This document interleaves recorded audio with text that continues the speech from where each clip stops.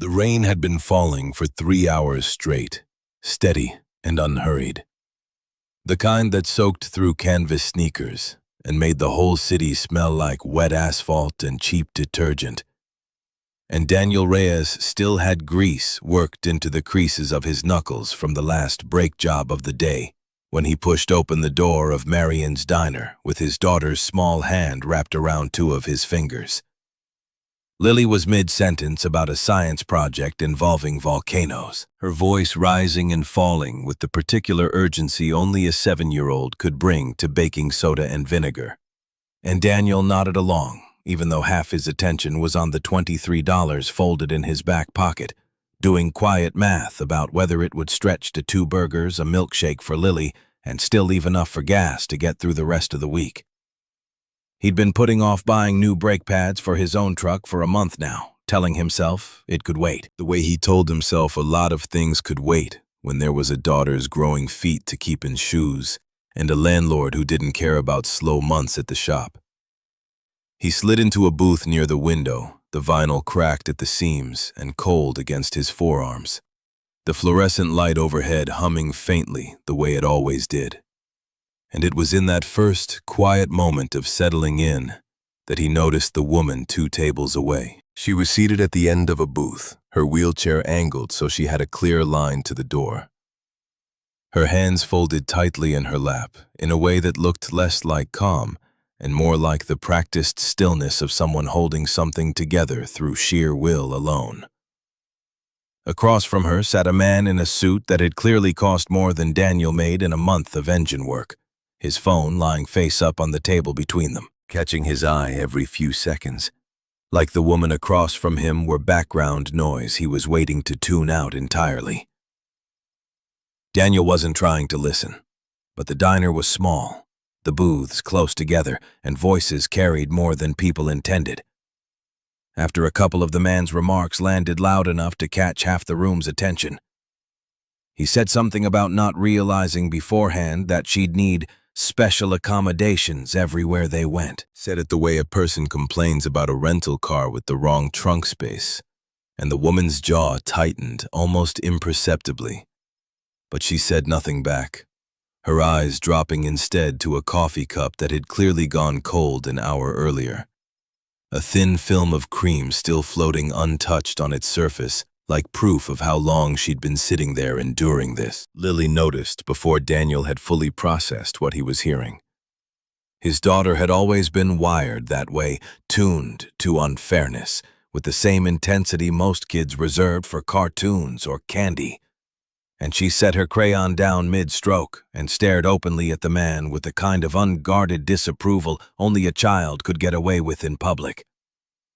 "That's mean," she announced, not quietly at all, her voice cutting clean through the diner's low hum of conversation and clinking silverware. And for a second, the whole room seemed to hold its breath around her small, certain voice.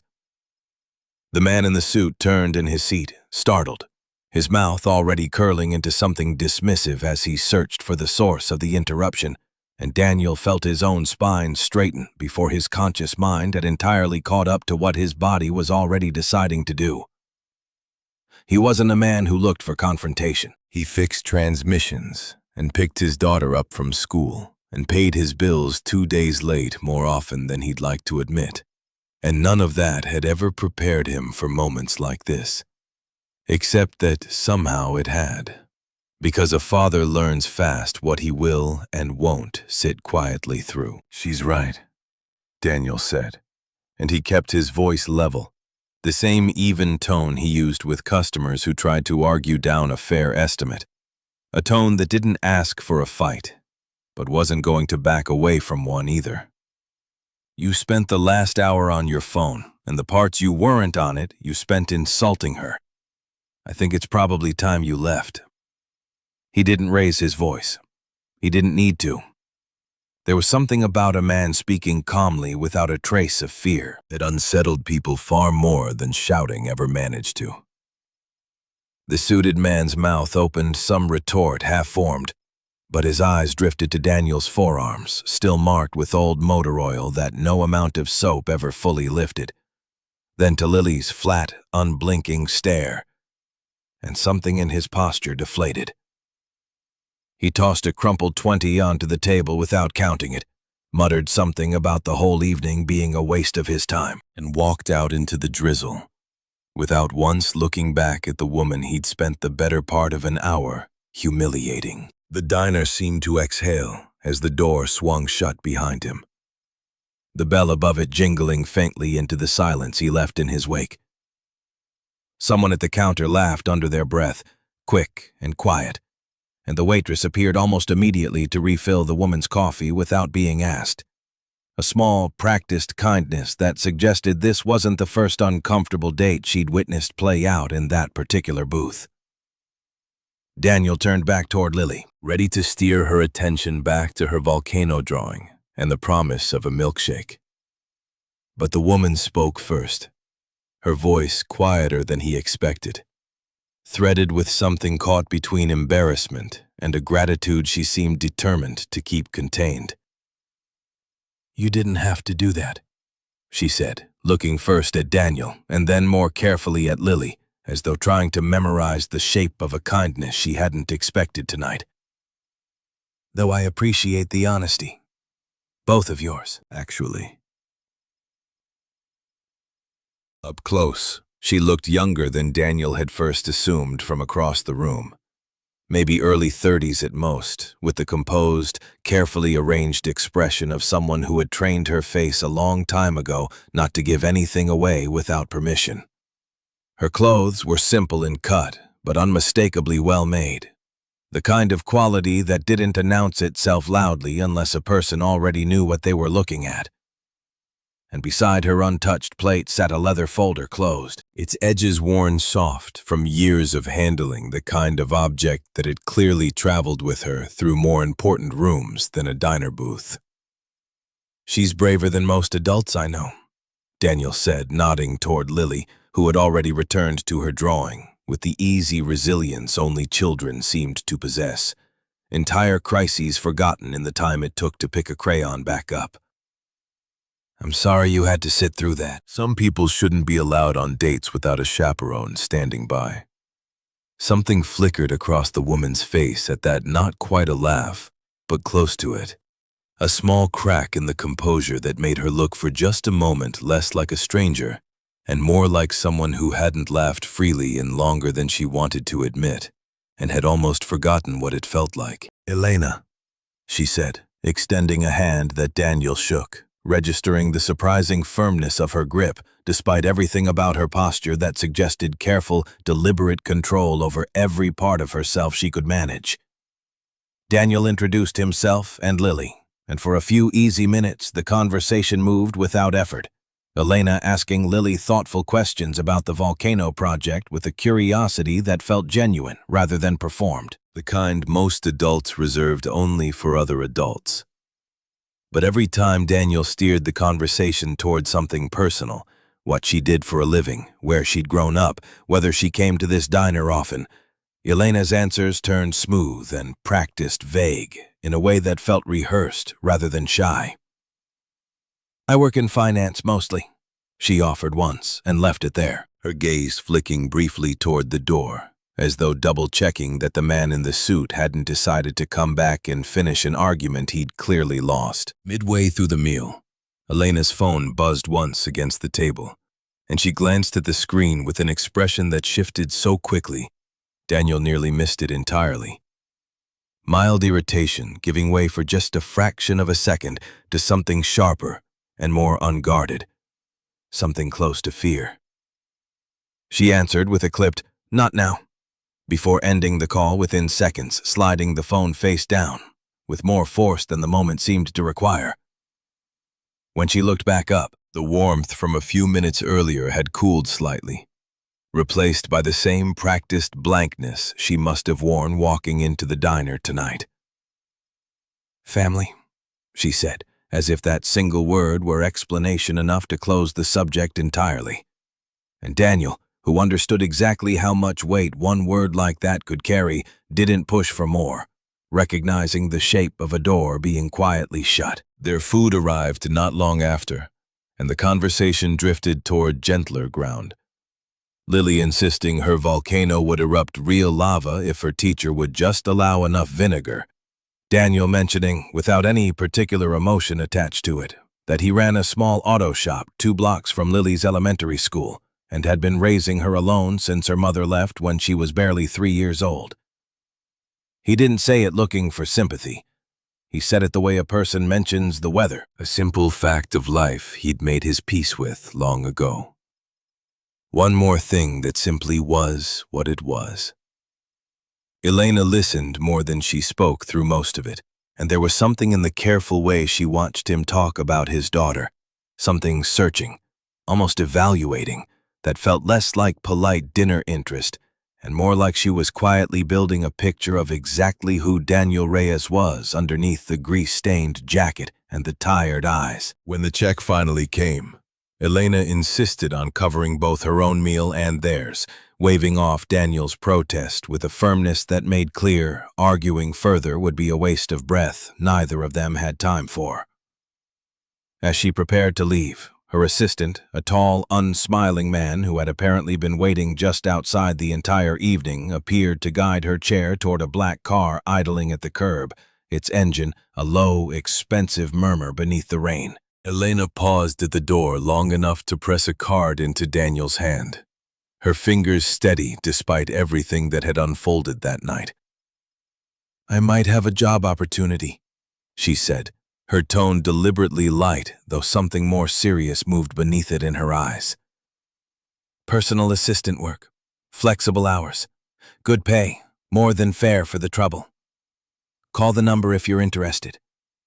And if you're not, at least know that what happened here tonight mattered more than you probably think it did." Daniel turned the card over in his hand once she'd gone, the rain outside finally softening into a light, steady drizzle against the window glass.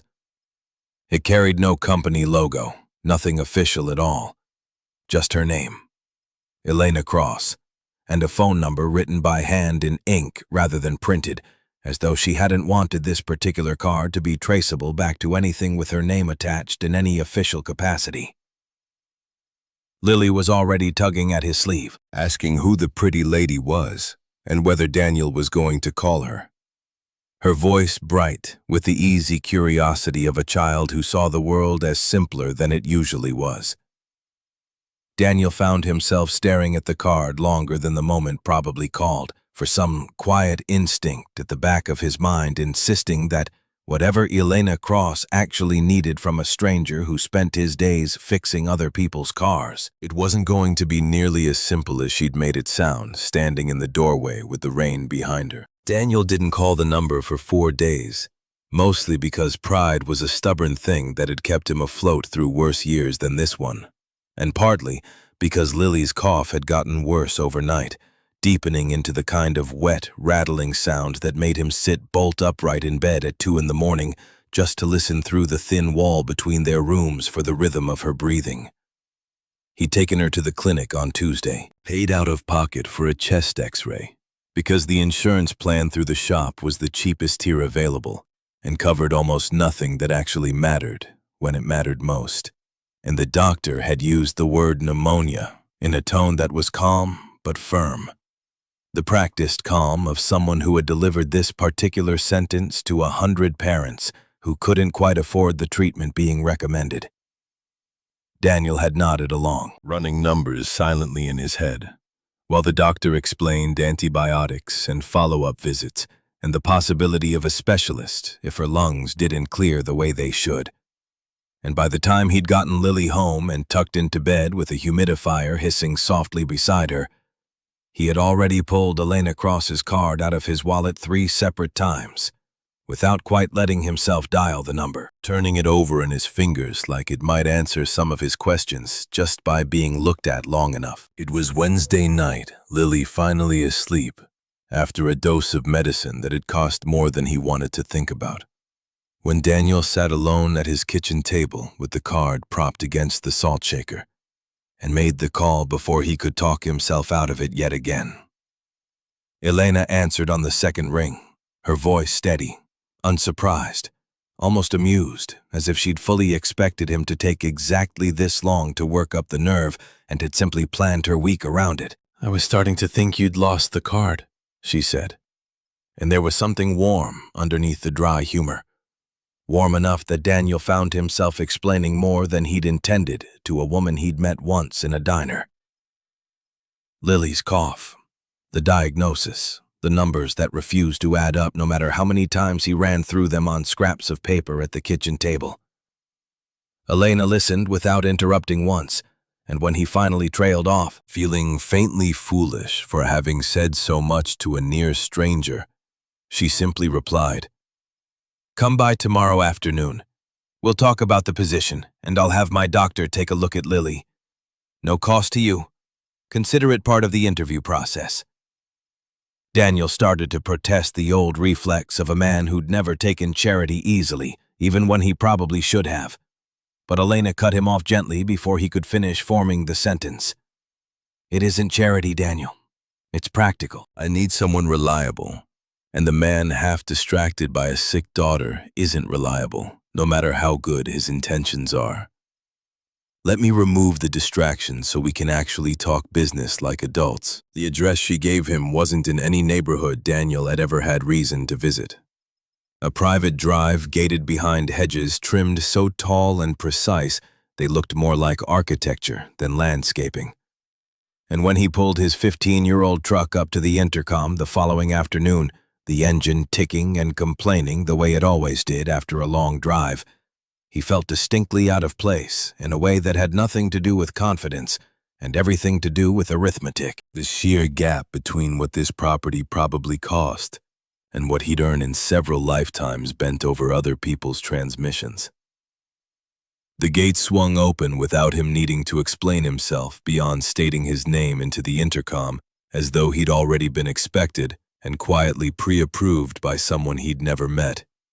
And the driveway wound past a fountain that wasn't running, and a garden that looked meticulously tended but somehow entirely unused, toward a house that wasn't really a house, so much as a statement about what money could build when it wanted above all else to be left alone. A housekeeper met him at the front door, an older woman with kind, tired eyes and a clipped, efficient manner that suggested decades of practice running a household larger than any single person needed. She led him through a hallway lined with framed photographs that told a story Daniel found himself piecing together without quite meaning to. There was a younger Elena in several of them, standing rather than seated, laughing at something just outside the frame, her arm looped through the arm of an older man who shared her exact eyes. And a boy, a few years older, who Daniel guessed had to be a brother, the family resemblance strong enough to be unmistakable, even across photographs spanning what looked like the better part of a decade. Further down the hallway, the photographs simply stopped, an obvious and deliberate gap in the timeline that told its own story more clearly than any explanation could have. And Daniel understood without needing to ask that whatever accident had put Elena in a wheelchair had also erased her willingness to be photographed in the years that followed. Elena was waiting in a sunroom at the back of the house, papers spread across a glass table in front of her in neat, deliberate stacks. And today, she looked different than she had at the diner. Sharper somehow, dressed in a tailored blazer that suggested business rather than a disastrous blind date. Her hair pulled back in a way that made the composed control in her expression even more pronounced. "Dr. Whitfield will be here in 20 minutes for Lily," she said without any preamble at all, gesturing for Daniel to take the chair across from her. "In the meantime, let's talk about what I actually need from you." She laid out the position in terms that sounded reasonable enough on the surface: personal assistant and part-time driver, handling errands, occasionally accompanying her to appointments and events where she wanted someone dependable nearby. Flexible hours, built around Lily's school schedule, since she understood better than most people would exactly what it meant to structure an entire life around someone else's fragile needs. The salary she named made Daniel sit back slightly in his chair, more than double what he brought home even in his best months at the shop. And when he asked carefully why the position paid so generously for what sounded like fairly ordinary work, Elena's expression didn't shift, but something behind her eyes went very still and very careful. "Because I need someone who isn't already tangled up in my family's business," she said, choosing each word with visible deliberation. "Someone with no reason to report back to anyone, no old loyalties, nothing at all to gain by quietly taking sides. That kind of neutrality is worth paying for, believe me." It was a reasonable enough answer, the kind that made sense sitting there in the sunroom, and Daniel might have accepted it without a second thought if he hadn't noticed the same leather folder from the diner sitting closed on the table beside her papers. The same worn edges he remembered angled deliberately just out of his direct line of sight, positioned that way with too much precision to be accidental. He didn't ask about it. Some instinct told him the answer wouldn't come easily even if he pushed, and he needed this job too badly right now to risk it on a question that wasn't yet his to ask. Dr. Whitfield arrived precisely on schedule.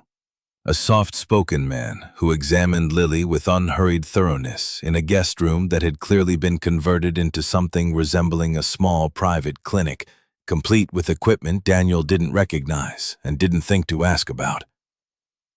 He prescribed a different course of antibiotics than the ones from the public clinic, explained in plain patient terms exactly why they'd work faster and more completely.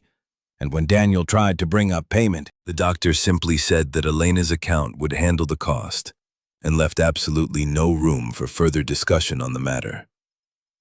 Lily, exhausted from the appointment but thoroughly pleased with the sticker Dr. Whitfield had given her for being brave through the examination, fell asleep in the truck on the drive home, and Daniel found himself gripping the steering wheel a little tighter than the road actually required, unsettled by how easily an entire evening's worth of worry had been resolved by someone else's checkbook, and unsettled further still by how quickly he now owed a debt of gratitude to a woman he'd known for barely a week. He started the job the following Monday, and the routine settled into something almost ordinary within the first 2 weeks.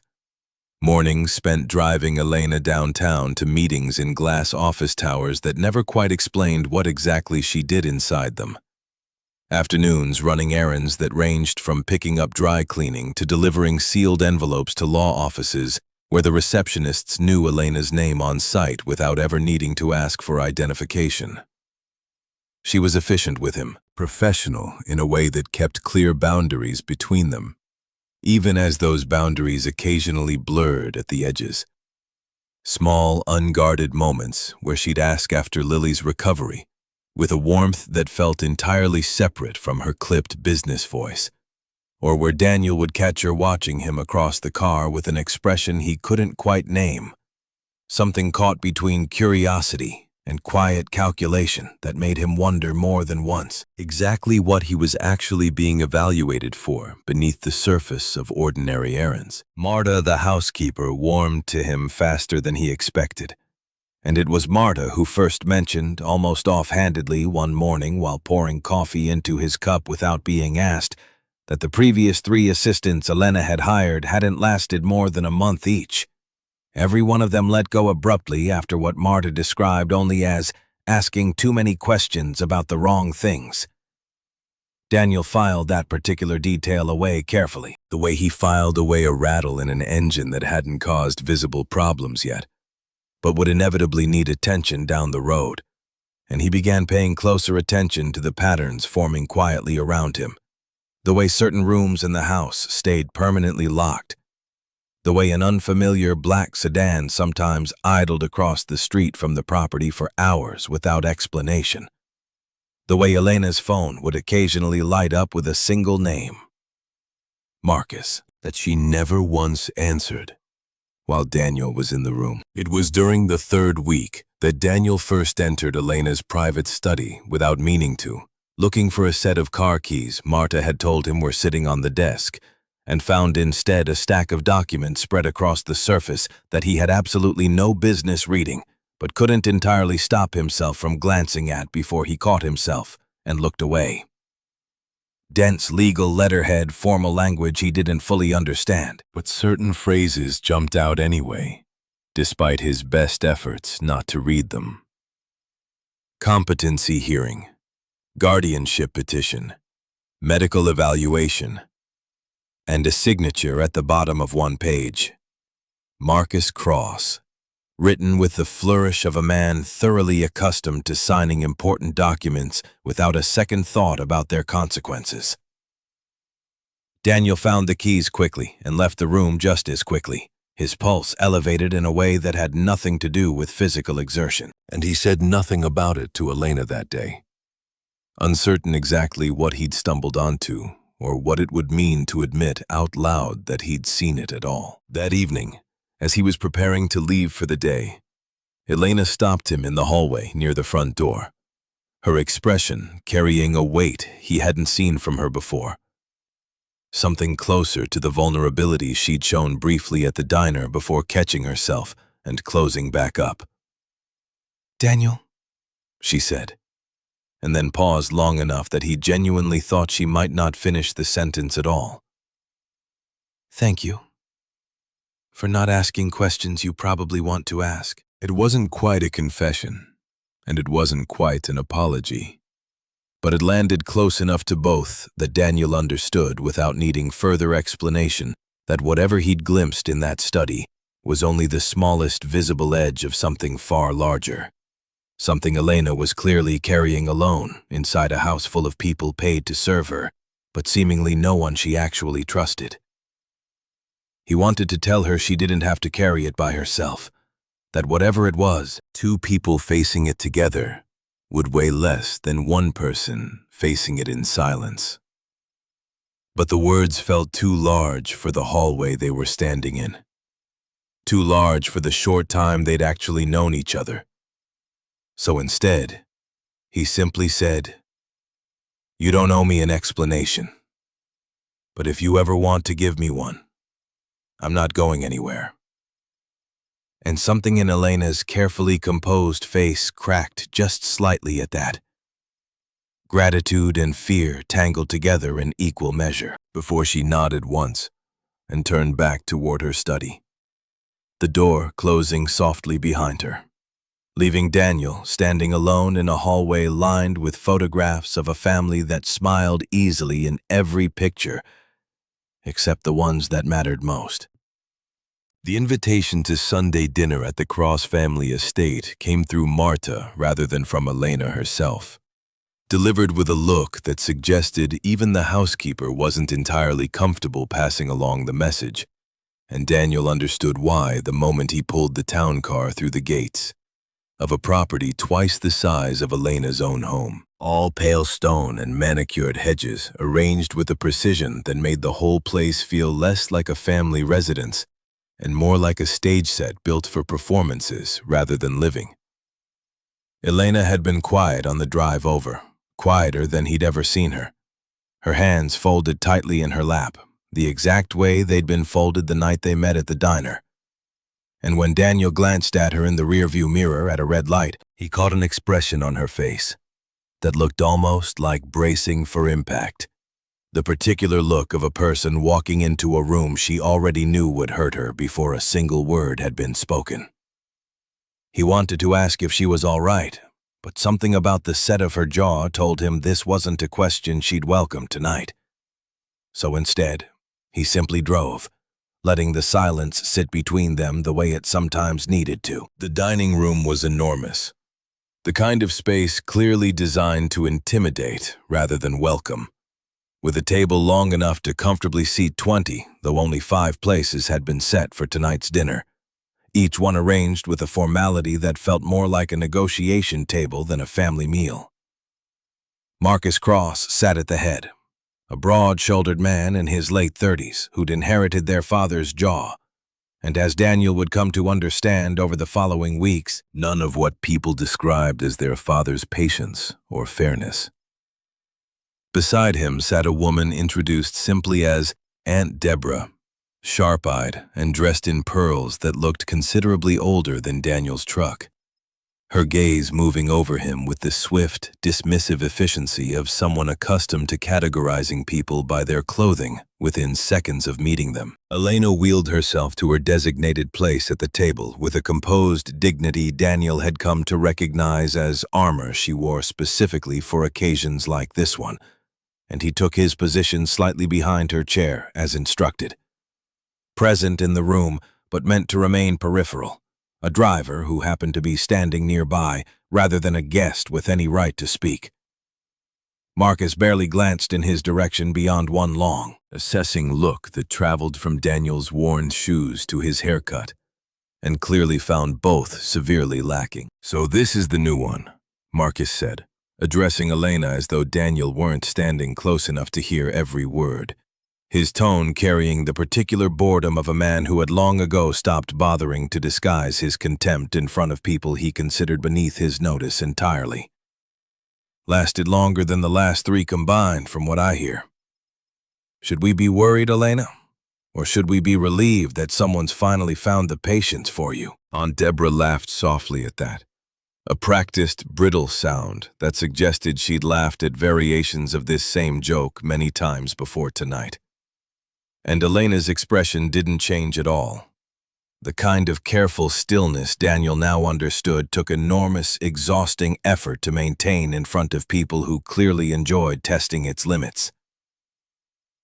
"Marcus," she said, her voice even and measured. "We're here to discuss the Foundation's quarterly numbers, not my staff, if you don't mind." But Marcus was already leaning back comfortably in his chair, clearly enjoying himself in a way that suggested this particular cruelty was a familiar, well-worn rhythm between the two of them, comfortable precisely because of how many times it had been rehearsed before. "The Foundation's numbers are fine," Marcus said, waving a hand dismissively as though the topic bored him, despite apparently being the official reason for tonight's gathering.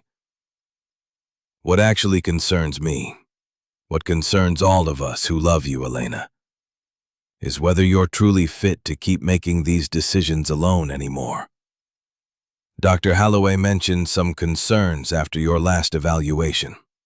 Memory lapses, difficulty concentrating for extended periods. It happens after trauma like yours. Everyone understands that. Nobody in this family would think less of you for stepping back and letting someone else carry the weight for a while, at least until you're stronger."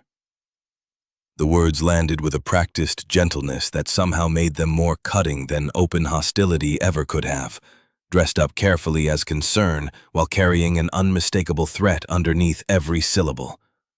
And Daniel watched Elena's hands tighten almost imperceptibly around the arms of her wheelchair, the only visible crack in a composure she was clearly fighting with everything she had to hold together in front of her own family. "I haven't had memory lapses," Elena said quietly, and there was something in her voice, controlled but unmistakably strained at the edges, that told Daniel this exact conversation had happened before, many times in slightly different variations, and that she was exhausted in a way that went far deeper than any single dinner could ever fully explain to an outsider.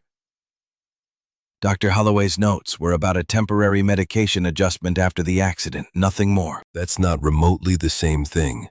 And you know perfectly well it isn't, Marcus." Marcus shrugged, entirely unbothered by the correction, the careless gesture of a man who had already decided the outcome of this particular argument, regardless of what the actual medical facts happened to say. "Perception is what matters in front of a judge, Elena, not necessarily what actually happened behind closed doors. You'd understand that better if you spent less time hiding away in that house of yours, and more time in rooms where real decisions actually get made these days." Daniel felt something tighten hard in his own chest at that remark, an old familiar anger rising that had nothing to do with his employment contract and everything to do with watching someone he'd genuinely come to care about being systematically dismantled, piece by piece, in her own family's dining room. He hadn't planned to speak up. It wasn't his place, and he was fully aware it wasn't his place. But the words came out anyway, low and even, the same steady voice he'd used weeks earlier at the diner. With respect, sir, I've spent every single day for the last few weeks watching Elena run this company from that house. Meetings, negotiations, decisions that would make most executives twice her age look completely unprepared by comparison. I don't know what exactly a hearing needs to see to be convinced, but I know what I've personally witnessed with my own eyes, and it isn't a woman who's lost her grip on anything at all. The table went completely silent. Aunt Deborah's fork paused halfway to her mouth, suspended in the air. Marcus turned toward Daniel slowly, his expression sliding from surprise into something considerably colder and more calculating. The unmistakable look of a man recalculating a threat he'd previously dismissed as entirely irrelevant to his plans. "The help has opinions," Marcus said softly, and though his voice remained outwardly pleasant, there was a distinct edge underneath it now that hadn't existed moments before. "How refreshing, truly. Tell me, Mr. Reyes. Is it Reyes? How long exactly have you been in my sister's employ?" "A month, 6 weeks at most. Long enough, apparently, to develop such strong feelings about her competency in front of her actual family." Daniel held his ground steadily, refusing to look away first, though he felt Elena's hand find the edge of the table beside her. Not quite reaching for him, but close enough that he understood the small gesture as a quiet plea to stop before this conversation went somewhere neither of them could easily walk back from afterward. "Long enough," Daniel said simply, and left it exactly there, and Marcus's thin smile flattened into something that no longer resembled amusement in the slightest. The remainder of the dinner passed in stilted, carefully managed conversation, and Deborah steering the topic toward safer, shallower ground.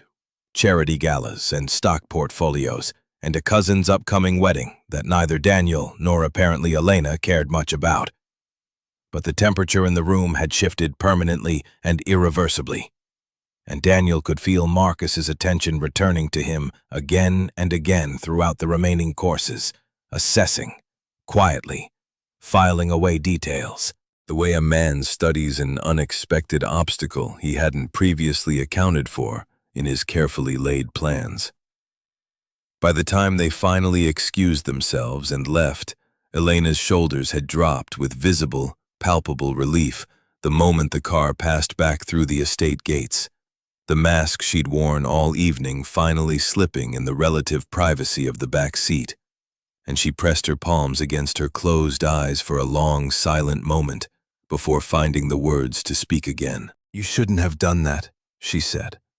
But there was no real reprimand buried in the words, more exhaustion than genuine anger. The tired protest of someone too worn down to properly scold him, even though some part of her clearly believed she should.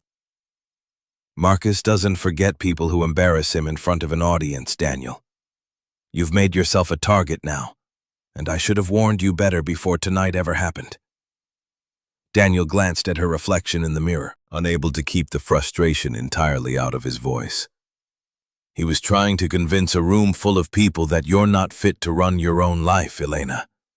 I wasn't going to just sit there quietly refilling water glasses while he did it in front of you.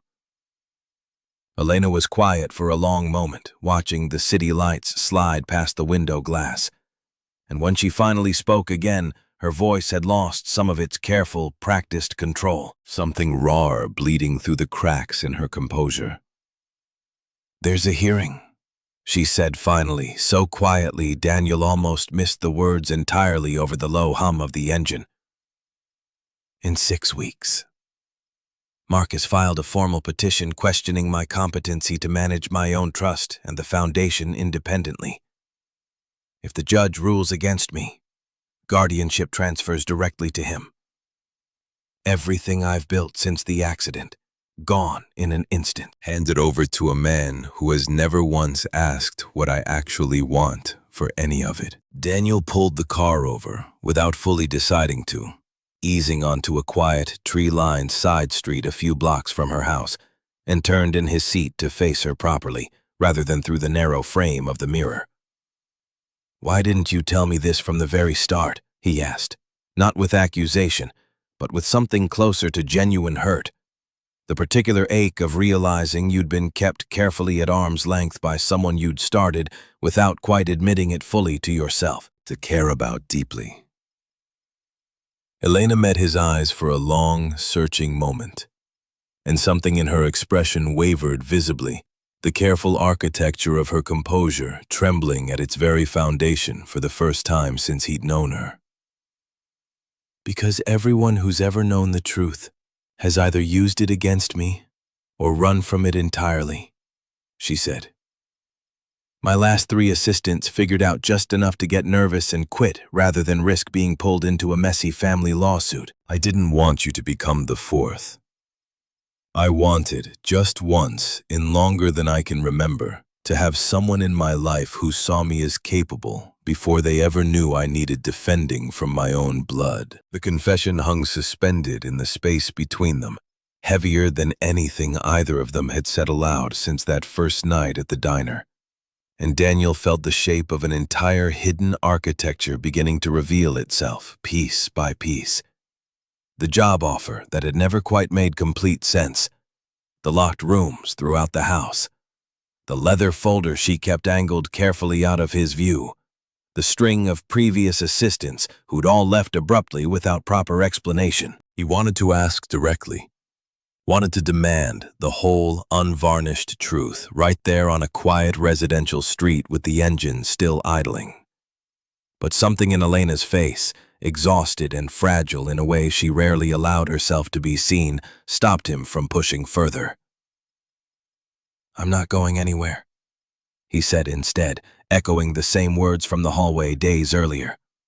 And this time Elena's composure didn't just crack slightly, it very nearly broke apart entirely. Her eyes bright with tears, she was visibly fighting hard not to let fall in front of him. You should go, she whispered.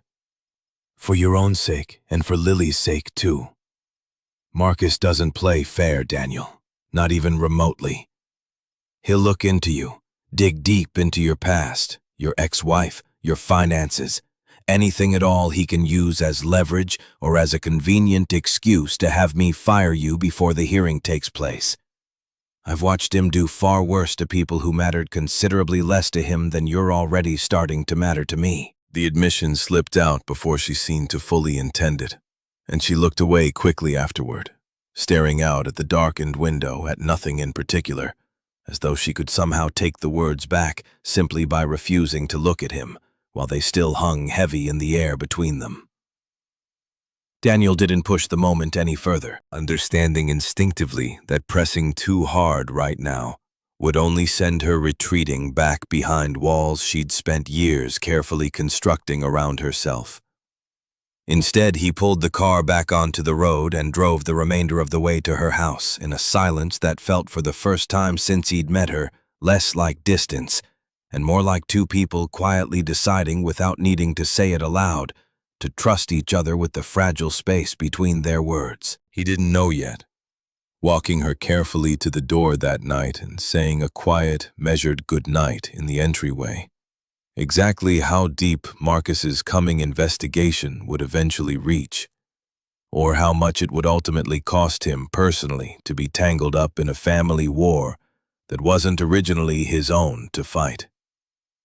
But driving home afterward, past his daughter's darkened bedroom window and the familiar, humble shape of his own small house waiting at the end of the block, Daniel understood with unusual clarity that whatever came next in the weeks ahead, he had already made his choice the moment he'd opened his mouth at that dinner table. And there was no version of the coming storm where he simply stepped back now and let Helena Cross face her own family entirely alone. The call came on a Thursday morning, while Daniel was flat on his back beneath a Honda Civic at the shop, a socket wrench in one hand and grease already working its way past his knuckles. His phone buzzing insistently in his back pocket until he finally slid out from under the car, wiped his hands on a rag that had long since stopped being useful for actually cleaning anything, and answered it, expecting Elena's voice on the other end. Instead, he heard the tight, controlled tone of Marta, who almost never called him directly, and certainly never called him during work hours. "You need to come to the house," she said, skipping any greeting entirely. Her words clipped in a way that told him this wasn't a request he could easily postpone. "Now, if you can manage it. Elena needs you, and I don't think she'll ever ask for herself, not even now." Daniel told his boss he had a family emergency, which felt close enough to true that the lie didn't sit too heavily on his conscience, and drove faster than he probably should have through the mid-morning traffic, his mind running through every worst possibility twice over before he'd even reached the gates at the end of the long private drive. He found Elena in her study, not seated behind her desk as usual, but positioned in the middle of the room, staring at an open laptop with an expression Daniel hadn't seen on her before, something beyond simple exhaustion, closer to the look of a person watching a wall collapse in slow motion and being entirely unable to do anything but witness it happen. She didn't look up when he entered, didn't acknowledge him at all for several long seconds. "Marcus filed additional evidence with the court this morning," she said finally, her voice flat in the particular way voices go flat when a person is holding themselves together through pure discipline rather than any actual calm. "Financial records showing irregular transfers from the foundation's accounts over the last 8 months. Transfers he's suggesting I authorized without proper board approval, in a mental state he's calling, and I'm quoting his filing directly, significantly compromised." Daniel crossed the room and looked at the screen over her shoulder, seeing rows of numbers and dates that meant little to him without context, but understanding the shape of the trap even without fully grasping the specifics involved. "Did you authorize them?" he asked carefully, and Elena's laugh came out sharp, humorless, entirely without warmth. "Of course I did." They were legitimate disbursements to 3 different children's hospitals for a pediatric wing expansion I'd been planning for over a year. I have the board minutes. I have every piece of correspondence. What I don't have is a way to prove any of it wasn't done in some kind of confused, impaired state, because impairment isn't something you can disprove with paperwork alone. It's a feeling a judge gets sitting in a courtroom, and Marcus has spent 6 weeks carefully making sure that feeling already exists before I ever get the chance to say a single word in my own defense. It was later that same afternoon, while Daniel was retrieving a set of files Elena needed couriered over to her attorney's office, that he found the second folder. Not the worn leather one he'd noticed weeks earlier at the diner and again in the sunroom, but a plain manila envelope tucked beneath a stack of foundation paperwork inside a filing cabinet that Marta had asked him to help organize while Elena was on a call. He wasn't looking for anything in particular, and he told himself afterward, in the quiet privacy of his own head, that he hadn't meant to read any of it. But his own name was printed across the top page in stark black type. And once he'd seen it there was no version of himself capable of simply looking away and pretending otherwise. It was a background report, thorough and clinical in its language, detailing his employment history at the shop, the specifics of his marriage and subsequent divorce, even Lily's medical records from the pneumonia scare months earlier. All of it compiled with a precision that made his skin go cold, because he understood immediately, with sickening clarity, that no employer commissioned a report like this on a simple driver and personal assistant unless they were building a case for or against something far larger than errands and scheduling logistics. He kept reading despite every instinct screaming at him to stop. And near the bottom of the report, in a section marked with a date from nearly 2 months earlier, well before he'd ever set foot inside Marion's diner, was a summary that made the floor seem to tilt slightly beneath his feet. Candidate identified as low financial risk, no existing ties to cross-family associates, strong probability of favorable public sympathy given single-parent status. Recommend proceeding with introduction at diner location, as previously scheduled. Daniel read the sentence 3 separate times before the full meaning settled into him, cold and heavy in his chest, because it meant the diner, the disastrous blind date, the man who'd insulted Elena in front of a room full of strangers, All of it had never been the coincidence he genuinely believed it to be. For weeks now, someone had arranged for him to be there that night. Someone had chosen him, weeks before he'd ever even heard Elena Cross's name spoken aloud, as a piece to be carefully placed on a board he hadn't known he was playing across. He didn't confront her immediately.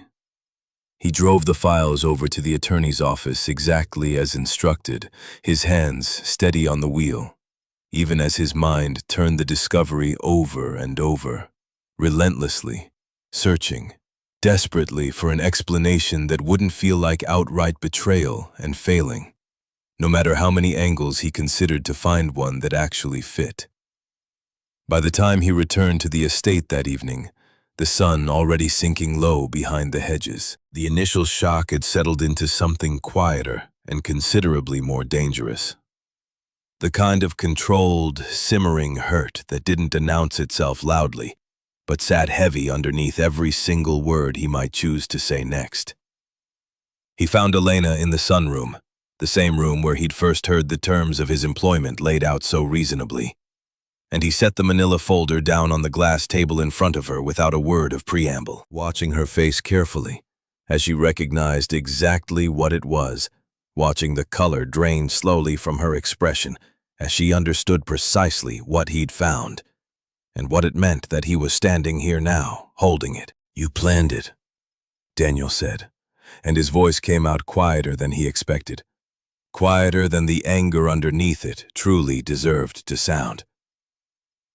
"The diner, the date, all of it, every single piece. You knew who I was before I ever walked through that door, didn't you? Lily and I weren't a coincidence. You happened to witness that night. We were an audition you'd already carefully scheduled weeks in advance."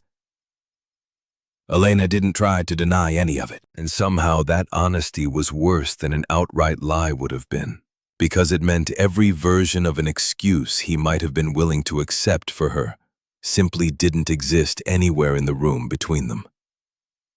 "Yes," she said quietly, her voice barely above a whisper. "I've been looking for weeks for someone my legal team could verify as genuinely trustworthy. Someone with no prior connections to my family, no financial incentive whatsoever to betray me later. Someone a court would find sympathetic if things ever actually came to trial. My lawyer identified you through public records, a father, a small business owner. No red flags of any kind. I arranged to have that date happen at that particular diner because I needed a witness, Daniel. Someone who could later testify, if it ever came to that I was sharp, capable, entirely myself, without that person ever knowing they were actually being asked to watch for exactly that outcome." Daniel felt something crack open wide in his chest. Not just anger now, but a deeper, older wound entirely.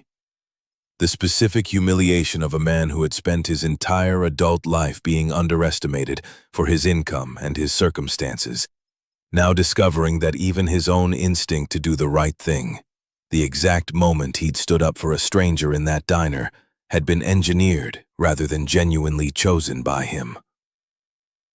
"So none of it was real," he said, and heard his own voice crack slightly on that final word, despite every effort to keep it steady and even. "Not the job offer, not the trust we've built, not any of the conversations we've had since that night. I was a strategy, a piece of evidence you were carefully collecting for your own defense." Elena's composure finally broke apart fully then.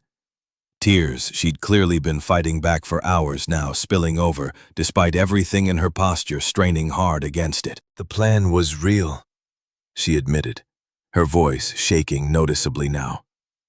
"But everything after that first night stopped being strategy almost immediately, Daniel. I promise you that much is true. I didn't plan on you being so kind to Lily the way you are with her. I didn't plan on wanting to tell you the truth every single day since, and being too afraid of losing you to actually follow through on it. I didn't plan on falling for the person I'd only ever meant to use as a witness.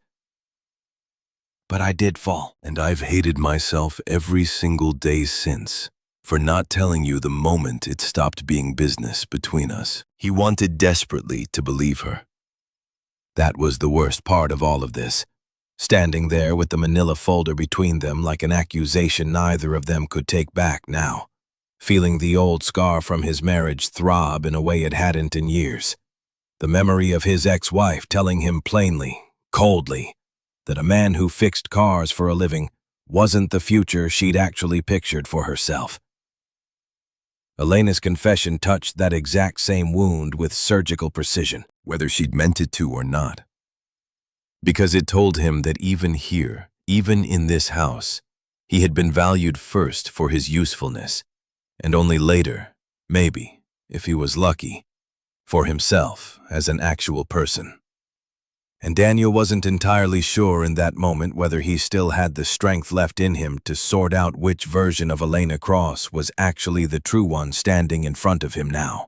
"I need to think," he said finally, and it was the only honest thing he could offer her in that moment. Not quite a rejection, but not yet forgiveness either. Just an honest admission that he genuinely didn't know what came next for either of them.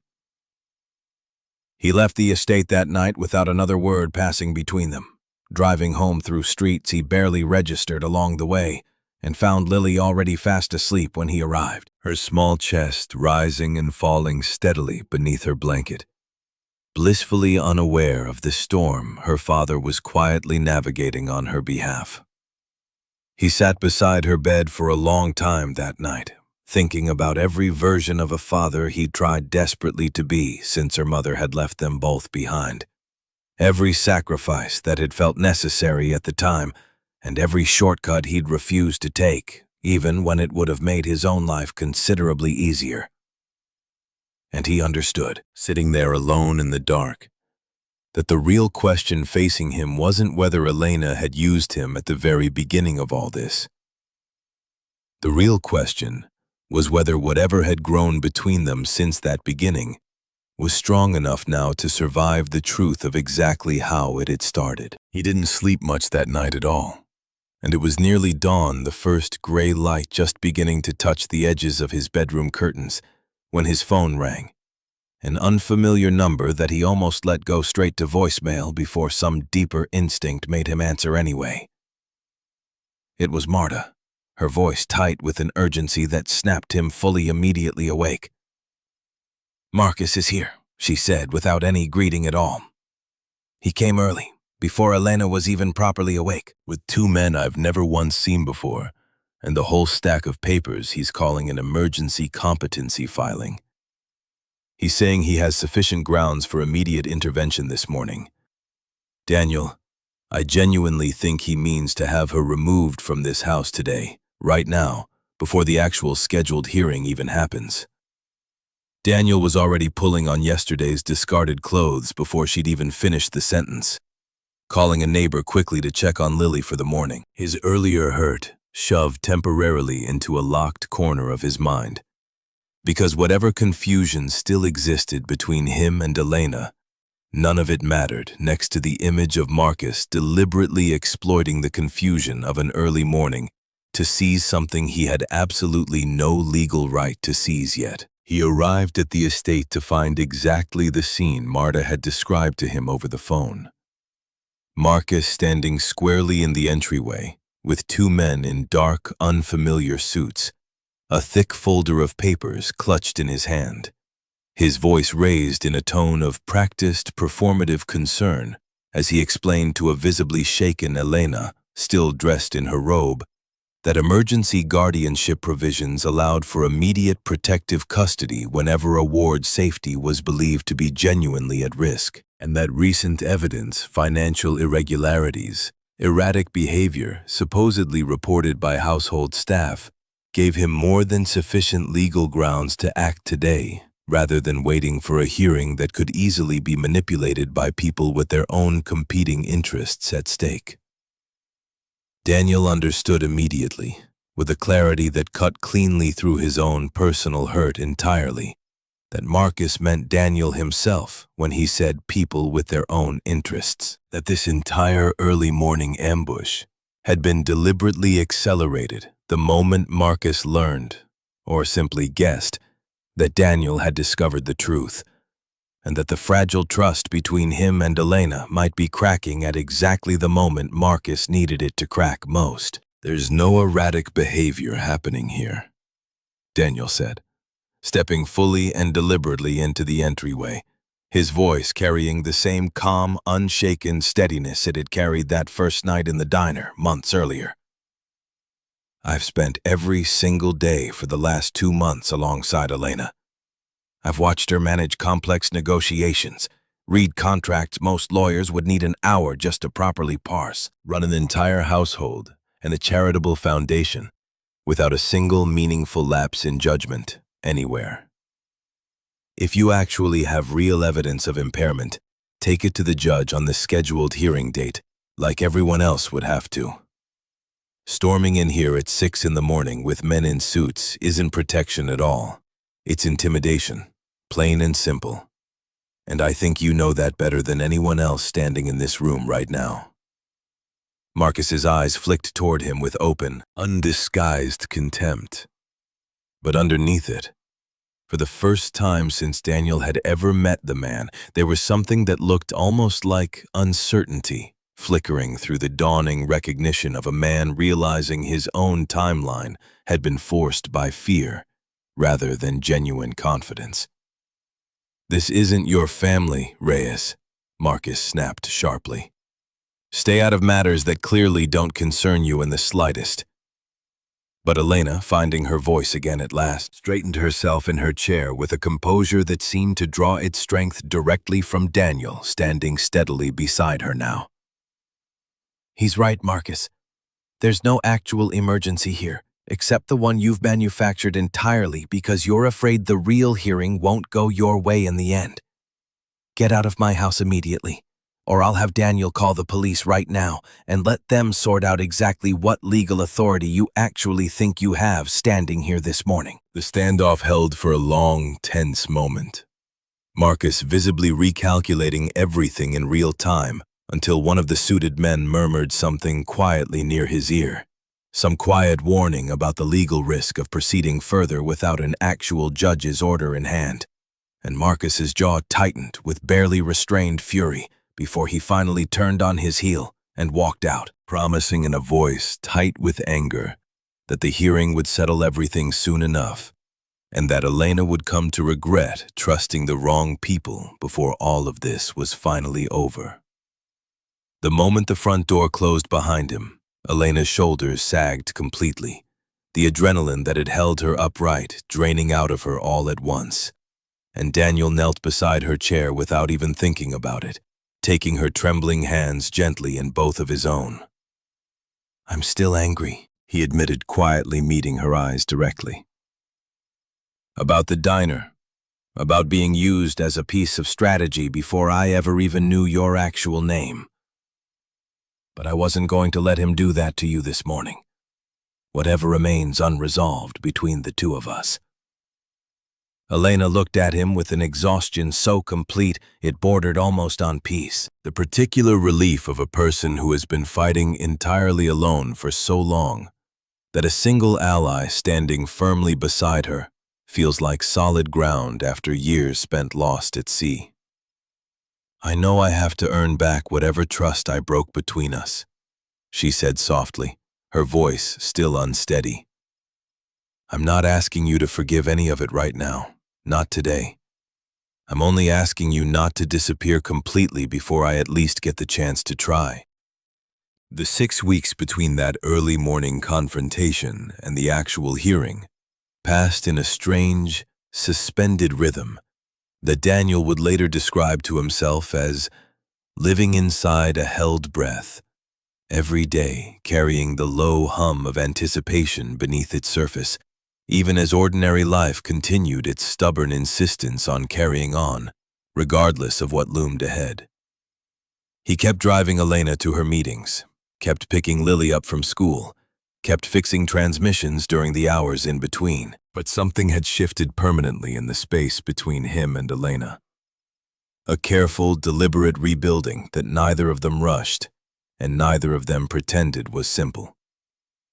She told him things now that she wouldn't have told him before the manila folder. Small confessions offered without prompting. The exact date of her accident, and the year she'd spent afterward barely speaking to anyone, the way Marcus had been kind to her once, long ago. Before their father's death had turned inheritance into a battlefield neither of them had asked to fight on. Daniel in turn found himself trusting her with pieces of his own life he usually kept locked away. The specific way his ex-wife's leaving had taught him to expect abandonment as a baseline rather than an exception. The quiet fear that loving someone as complicated as Elena Cross might eventually cost him and Lily more than either of them could afford to lose. Neither of them called it love outright during those 6 weeks. But the words sat unspoken in nearly every conversation, patient and certain, waiting for the right moment to finally be said aloud. Marcus, for his part, retreated into a strategic silence that unsettled Daniel more than open hostility ever could have. No further ambush attempts. No more dinner invitations laced with cruelty disguised as concern. Simply the quiet, ominous work of a man building his case behind closed doors and letting the coming hearing speak for him. It was Elena's attorney, a sharp, weathered woman named Patricia Nkemelu, who had represented the Cross family's interests for over a decade, who first suggested that Marcus's confidence might be built on something less solid than it appeared. Men like your brother don't go quiet unless they're either supremely confident or desperately hiding something, she told Elena during one of their preparation sessions. Daniel sitting nearby, as he often did now. No longer just a driver, but something closer to a fixture in Elena's inner circle, whether Marcus liked it or not. I want my investigator looking harder at his finances before we walk into that courtroom. A man this determined to seize control of a fortune usually has a reason more urgent than simple greed. The reason surfaced 12 days before the hearing, delivered to Patricia's office in a report that Daniel watched Elena read twice through without speaking, her expression shifting from confusion to something that looked almost like grief. Marcus had accumulated gambling debts exceeding $4 million over the past 3 years, funneled through a private club in the city that catered to exactly the kind of clientele who could afford to lose fortunes quietly, and did so with alarming regularity. And 2 of his creditors had recently begun making arrangements that Patricia's investigator described only as significantly less patient than they'd previously been. The guardianship petition, stripped of its careful language about concern and family duty, was in reality a desperate man's attempt to seize control of assets substantial enough to make his creditors disappear before they took matters into their own hands in ways considerably less civil than a courtroom. "He's not doing this because he thinks you're incompetent," Elena said quietly, setting the report down on the table with hands that trembled slightly, despite her effort to keep them steady. "He's doing it because he's drowning, and he's decided my life is the debt he's willing to spend to save his own." The hearing itself took place on a gray Tuesday morning in a courtroom smaller and less dramatic than Daniel had imagined. Wood paneling and fluorescent lights that made everyone look slightly tired. A judge named Harriet Osei, who listened with an expression of careful, practiced neutrality that gave away nothing about which way she was leaning. Marcus arrived with his own attorney, a younger man whose confidence seemed to waver slightly the moment he caught sight of Patricia Nkemelu settling into her seat with the calm assurance of someone who had already won several arguments before the first word was spoken. Elena sat beside her lawyer in a dark blue suit that Daniel had watched her choose the night before with unusual care, her chin lifted in the same composed dignity he'd first noticed at the diner months earlier, though now he understood the effort that composure actually required, rather than mistaking it for something that came easily to her. The morning proceeded through medical testimony. First, Dr. Holloway called by Marcus's attorney, and pressed to characterize Elena's earlier medication adjustment in terms far more alarming than the actual medical record supported. An effort Patricia dismantled efficiently during cross-examination by simply reading the doctor's own clinical notes aloud. Notes that described nothing resembling the confusion and instability Marcus's petition had claimed. Financial records came next, presented by Marcus's side as evidence of erratic decision-making, and Patricia countered each transaction with board minutes correspondence and testimony from 2 hospital administrators who confirmed via video deposition that the pediatric wing expansion Elena had funded represented sound, well-documented philanthropic strategy rather than any kind of impaired judgment. By midday, Daniel could see the confidence draining slowly from Marcus's posture, his jaw tightening in the same way it had tightened at the family dinner months earlier. A man watching a plan he'd built his entire remaining hope around begin to crumble under scrutiny. It hadn't been built to withstand. It was during the afternoon session that Patricia called Daniel to the stand, a moment they'd discussed and prepared for carefully in the weeks leading up to the hearing. Though nothing about actually sitting in the witness chair, feeling every eye in the courtroom settle on him, quite matched the rehearsal. He answered Patricia's questions plainly, describing the months he'd spent working alongside Elena, the negotiations he'd witnessed her navigate, the sharpness of her memory, the steadiness of her judgment, even under pressure that would have unsettled far more experienced executives. He didn't embellish anything, didn't reach for dramatic language, simply told the truth as he'd lived it. And when Marcus's attorney rose for cross-examination, attempting to paint Daniel's testimony as biased given his personal relationship with Elena, Daniel answered with the same calm honesty he'd used in the diner and at the dinner table months earlier. "I care about her, yes," he said, meeting the attorney's eyes without flinching. "But I'd have said the same thing about her competence the very first week I worked for her, before either of us felt anything beyond a working relationship. What I've witnessed hasn't changed. Only my feelings about her have, and those don't make the facts I've described any less true." The final blow to Marcus's case came not from Patricia's careful legal maneuvering, but from an unexpected source. One of the creditors from the private gambling club, a man named Victor Alonso, who had apparently grown tired of waiting for payment and had reached out to Patricia's office independently after learning through mutual contacts about the nature of the guardianship dispute. His testimony, delivered with the flat, unemotional tone of a businessman, rather than a witness with any personal stake in the family drama, laid out in precise detail the exact scope of Marcus's debts and the increasingly urgent nature of his creditors' demands, painting a picture of a man motivated not by genuine concern for his sister's well-being, but by financial desperation that made her fortune the only lifeline he had left available to him.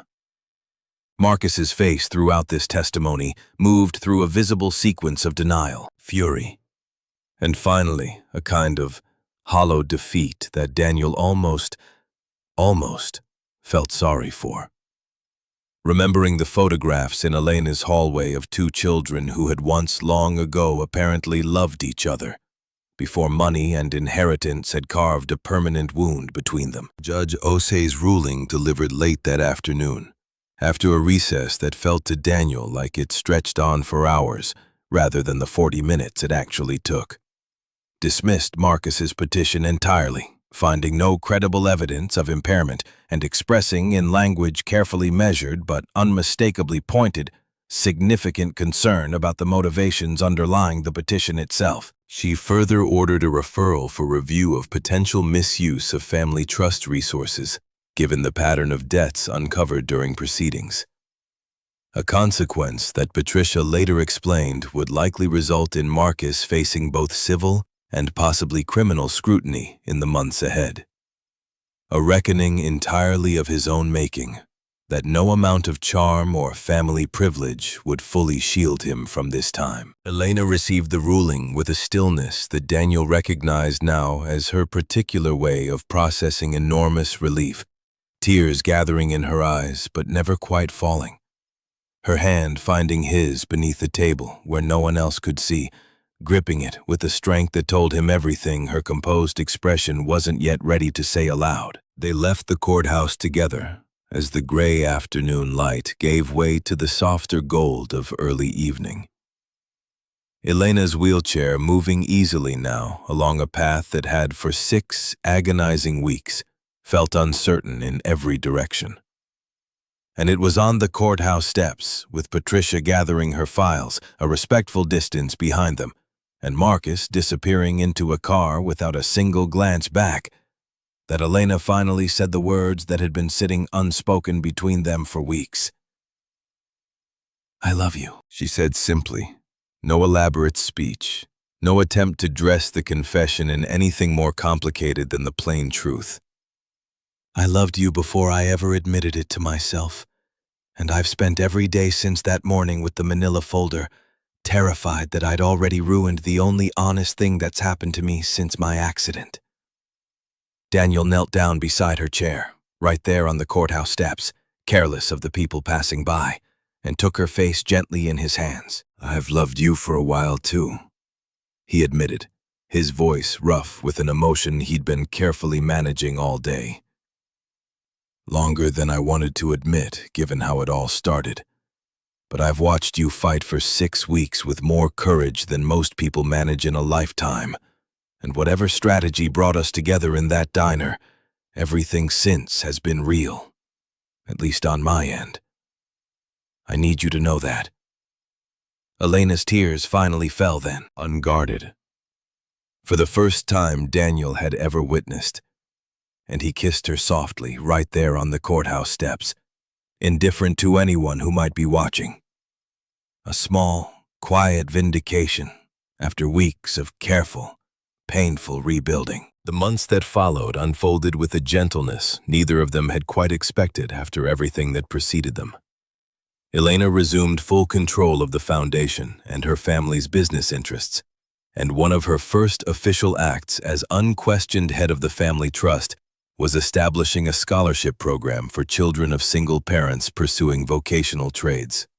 A decision she made, she told Daniel with a small private smile, entirely because of a certain auto mechanic who had once told her, without any idea of the weight his words would eventually carry, that some people shouldn't be underestimated just because their work happened to leave grease under their fingernails. Marcus, facing mounting legal and financial consequences from the debts and misuse findings uncovered during the hearing, eventually agreed to a settlement that stripped him of any further claim to the family trust, in exchange for reduced civil liability, disappearing from Elena's life in a way that carried more sorrow than triumph for her. The loss of a brother she'd once loved, even as she finally accepted that the version of him capable of loving her back had been gone for years, before this final confrontation ever forced the truth into the open. Daniel kept his job at the shop for a while longer, unwilling to let his own sense of self be entirely absorbed into Elena's world, no matter how deeply their lives had become intertwined. Though he eventually accepted her quiet suggestion that he considered taking business courses in the evenings, an offer made without pressure or expectation, simply an open door he was free to walk through or ignore as he chose.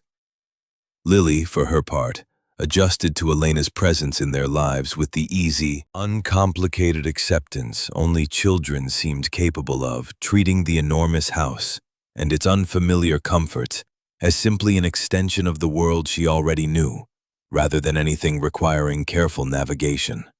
And it was Lily, 6 months after the hearing, who asked with the blunt directness of an 8-year-old whether Daniel and Elena were going to get married, a question that made both adults laugh, and then grow quietly serious in the silence that followed. The proposal, when it came, wasn't staged or elaborate. No grand gesture designed for an audience. Simply a quiet evening in the sunroom, where their story had first properly begun.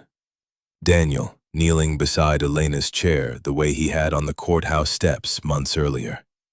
a small ring in his palm that he'd saved for carefully over several paychecks, despite Elena's insistence that money should never be an obstacle between them. "I'm not the man your family would have chosen for you," he said, his voice steady despite the nervous flutter in his chest. "I fix cars for a living, and I'll probably always smell faintly of motor oil no matter how many showers I take. But I've watched you fight for everything you have with more strength than anyone I've ever known. And I'd like to spend the rest of my life fighting alongside you, instead of just watching from the sidelines." Elena's answer came without hesitation, her hands cupping his face the way his had cupped hers on the courthouse steps, and the small, quiet yes she gave him felt to both of them considerably more powerful than any elaborate declaration could have managed. They married the following spring in a small ceremony in the estate's garden, the fountain finally running again for the first time in years at Elena's specific request. Guests limited to people who had actually earned a place in their story rather than obligation or family politics.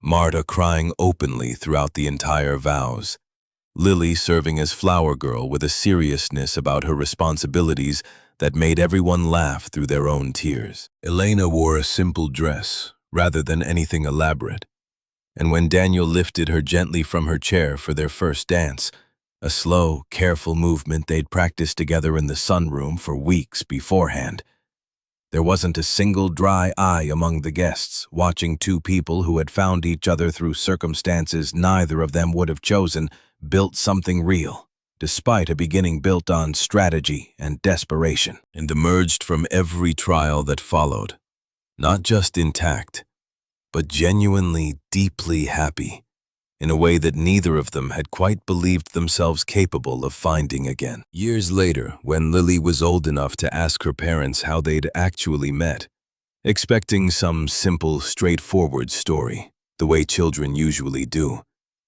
Daniel and Elena would exchange a small, private smile before beginning the tale properly.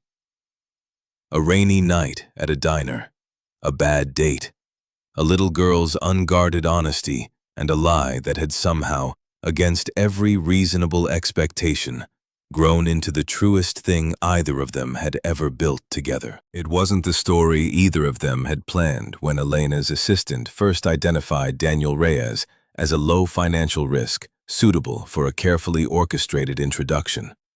But it was in every way that actually mattered, the story that had saved them both.